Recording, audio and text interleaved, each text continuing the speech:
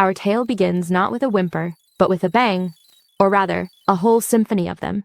The imperial palace is burning, the sky is weeping ash, and the stairs are simply littered with the most unfashionable accessory of the season, corpses. And standing at the top of it all, our tragic hero Kaelin, the Emperor's most loyal, most cursed, and most decidedly doomed, mad dog. And climbing out of the inferno to meet him, none other than his oldest, dearest, and currently most annoyed friend, Theron, the leader of this delightful little rebellion. Silver armor, check. Family crest of a blue wolf, absolutely. A face twisted in anguish because his bestie won't just surrender and go get a drink like a normal person, you bet. Surrender, he pleads. Lay down your weapons. Oh, the drama, the emotion. It's enough to make a statue weep. But our Kaelin, he just chuckles. He actually chuckles while standing atop a mountain of the deceased. The audacity, the sheer, unadulterated theatricality of it all. I approve. He tells Theron it's impossible, that a dog must guard its house, but oh, the history between these two. Flashback. A young, stubborn nobleman named Theron approaches a young, deadly guardsman named Kaelin. Fight me, he says. I've heard you're the best.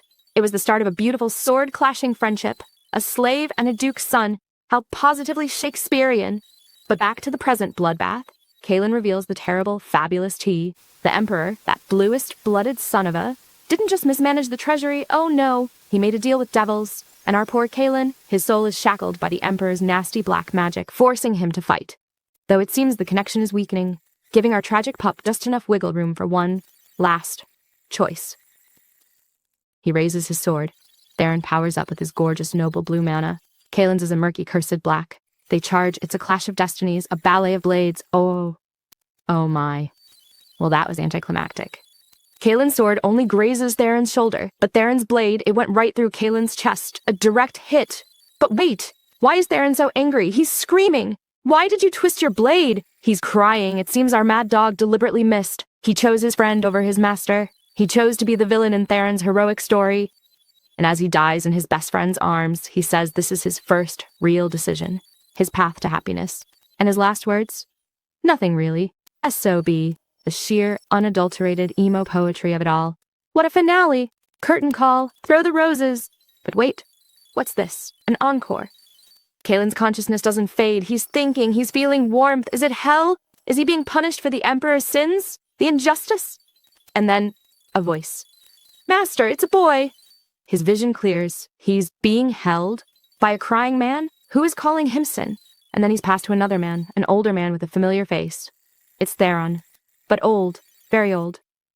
And this old Theron looks down at baby Kaelin and says, our youngest grandson, our little Kieran, formerly the mad dog Kaelin, is now 10 years old, and he is wasting absolutely 0 of those years being innocent. He is a menace, a precocious, brilliant, vegetable-hating little demon child, and I adore him completely. His poor history tutor, the esteemed Professor Albus, is his first victim. This man came to teach about the glorious Leston family legacy, and instead finds himself being grilled for classified files on himself. Well, his past self. Kieran is forcing this poor scholar to bring him research on the fallen knight. Kaelin Latour, the absolute audacity, the nerve, the theatrical genius of it all, and the public perception of his past life.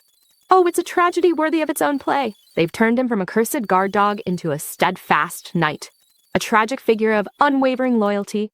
They've whitewashed his miserable death into a noble sacrifice, and our little Kieran is furious about it. He thinks it's his dear old Grandpa Theron's idea of a posthumous punishment, to forever memorialize him as a stuffy, honorable knight when he just wanted to die and be forgotten. The pettiness, I can feel it radiating off him in waves. But the best part, the absolute best part, he's using his new family's power and influence to dig up his own past. He's a 10-year-old mob boss of historical research.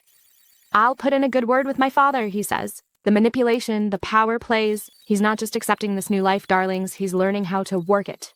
And speaking of his father, meet Ronan. Oh, Ronan, you sweet, sweet summer child. You have no idea the primordial force of chaos you have sired. He's just a loving, worried dad, fretting that his son might not awaken the family's magical blue mana and be cast aside like he was. Oh, the dramatic irony is so thick you could cut it with a knife. His son isn't just going to awaken the family mana. He's already a master of death and betrayal in a child's body.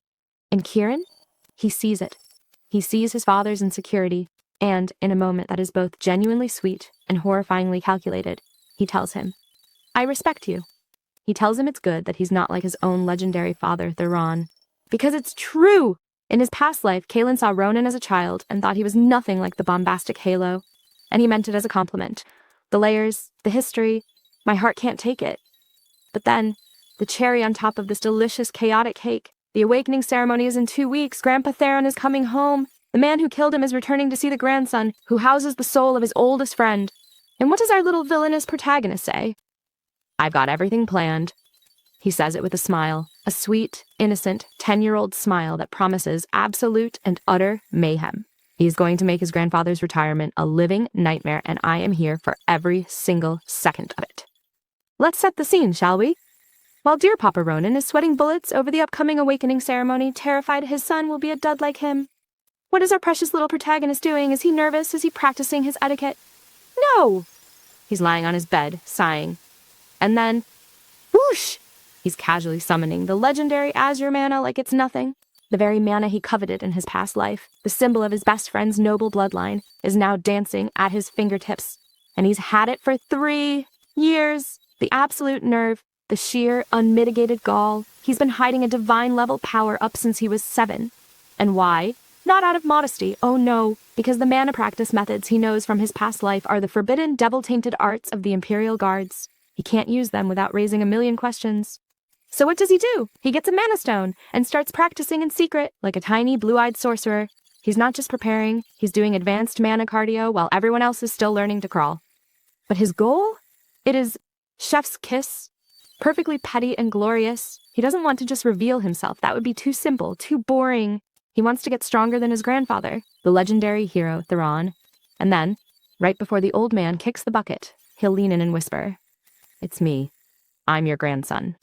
Also, your dramatic retelling of my death was tacky, and I hated it." He wants his revenge to be a perfectly timed, emotionally devastating punchline. I have never respected a fictional 10-year-old more in my life. But wait, there's more. His ultimate goal isn't just to annoy his grandpa. He's going to hunt down every single devil that ever made a deal with the Emperor and turn them into cosmic dust. The ambition, the scale. This isn't a second chance at life. It's a personal crusade wrapped in a family drama delivered by a smirking child. Cut to the family train ride to the main estate. And even this is a flex. The train, a marvel of modern magic, was pioneered by his father, Ronan. The black sheep of the family is actually a business and logistics genius who funded the Empire's technological revolution. The irony is so delicious.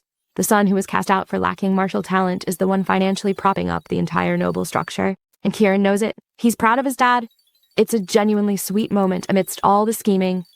But of course it can't last. They arrive at the main house and are greeted by the ancient butler, Gunther, another ghost from Kieran's past. This man used to clean up after Theron's messes, and now he's greeting his master's reincarnated best friend as a child. The layers, the history.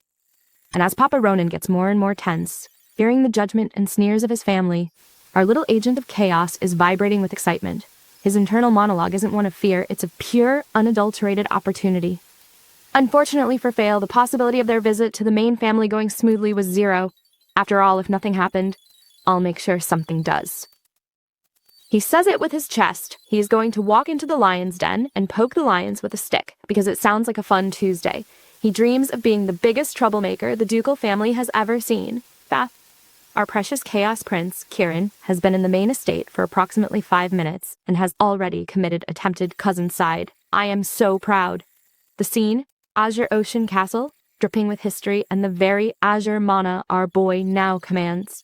But while his poor sweet father Ronan is off doing boring adult things, Kieran is immediately ambushed by his cousin, the smug, condescending Lucian. This little twerp waltzes in, dismisses the servants, and immediately starts throwing shade. He calls Ronan, the business genius who funds this entire family, pathetic and a disgrace for being obsessed with money. Oh, the foolish, foolish child. He came to probe and intimidate. What he got was a masterclass in psychological and physical warfare. Kieran doesn't even flinch. He just smiles that terrifying, innocent smile and calls Lucian a budding troublemaker. He's not offended, he's impressed, and also deeply threatened that someone might challenge his rightful title as family menace. And then, the reveal! Lucien, thinking he's so mighty with his awakened mana, suggests a duel. And what does Kieran do? He punches him in the gut before he can finish his sentence. No monologuing, no posturing, just pure, efficient violence. The shock on Lucien's face when he realizes Kieran's fist is glowing with the azure mana he's supposedly here to awaken. Chef's kiss. I've had it for quite a while. He says it so casually. He's been hiding a superpower for years, and he reveals it by beating the arrogance out of a 12-year-old. The sheer drama of it. But it gets better. He doesn't stop there.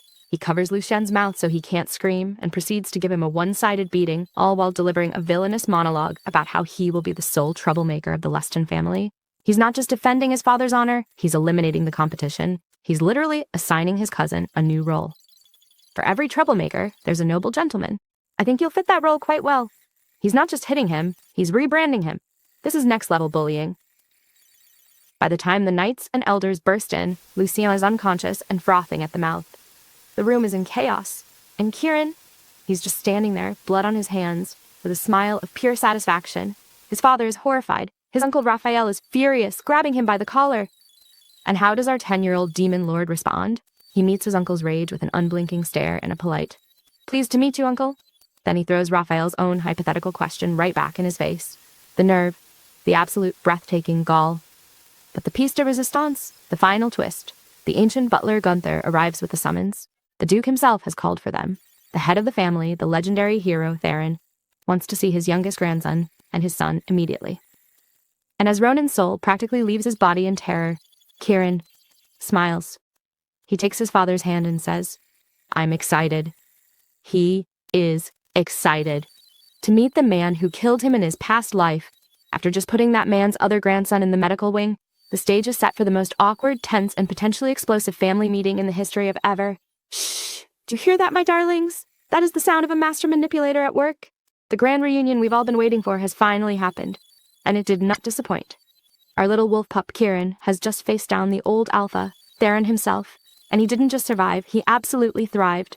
The setting, the tiger's den, Theron's office, a place of immense pressure and gravitas, and our boy walks in, holding his terrified father's hand, without a single drop of fear in his tiny, magnificent body. The old hero is there, all white hair and robust physique, trying to look imposing. But Kieran, he sees right through it. His internal monologue is already snarking. As he got older, he just got better at putting on airs. The disrespect, the sheer, unadulterated audacity. I am living for it. Theron begins the interrogation. Why did he hide his mana? Why did he beat his cousin to a pulp? And Kieran's answers? A masterclass in psychological warfare? He reveals he's had the Azure mana for 3 years, with the casualness of someone describing their breakfast. And when asked how he hid it, he doesn't just answer, he counterattacks. He innocently asks why the knights at his branch mansion were so incompetent compared to the main families. He's not just defending himself, he's exposing the family's neglect of his father right to the Duke's face. The nerve! But the true masterpiece is over cousin Lucien. Theron has the bruised and bandaged boy brought in to confirm the story. And what does the terrified Lucien do? He confirms every single word of Kieran's slightly exaggerated story. Why? Because he is more terrified of the 10-year-old demon who beat him senseless than he is of the legendary hero. The power dynamic is already shifting. Kieran has established dominance without throwing a single punch in that room. And Theron? He sees it all. He knows his grandson is cunning, audacious, and brilliant. He's not even angry, he's fascinated. He's trying to be stern, but you can see the pride and intrigue sparkling in his eyes. This is exactly the kind of chaotic energy his own youthful self would have adored. Then comes the question of the century. What do you want to be when you grow up? And Kieran, the little genius, doesn't give a direct answer. He says he'll reveal it after the awakening ceremony because only then will he truly be part of the family. It's a subtle, heartbreaking dig at how his branch of the family has been treated, and it hits there right in the guilt complex. Its manipulation's so smooth, it's practically silk.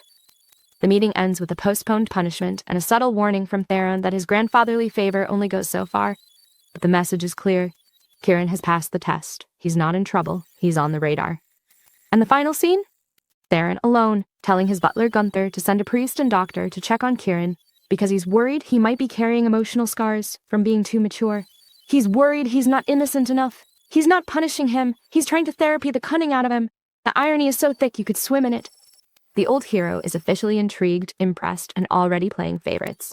The awakening ceremony is no longer just a test of power. It's Kieran's debutante ball, and the entire family is about to witness a star being born, or a supernova ready to explode. The tension is palpable.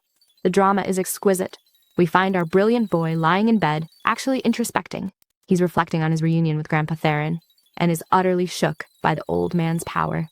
Theron's mana isn't just strong, it's a transcendent, oceanic force of nature. Our Kieran, who was a top-tier 8-star knight in his past life,